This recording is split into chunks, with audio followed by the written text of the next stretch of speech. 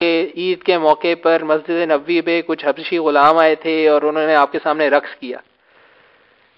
اس طرح یہ جو حدیث شریف ہے یہ کیا صحیح ہے اور اس کی کیا تعبیر کرتے ہیں؟ وہ رقص کرتے تھے، ناچتے کودتے تھے. وہ کرتے کیا جو ان کے پاس ہتھیار تھے، ان سے جیسے گتکا کھیلتے ہیں وہ ہتھیاروں سے اپنا کھیل کھیل رہے، اس میں ناچتے کودتے تھے. وہ ہے صوفیوں کی طرح انہیں کہ وہ رقص کرتے تھے.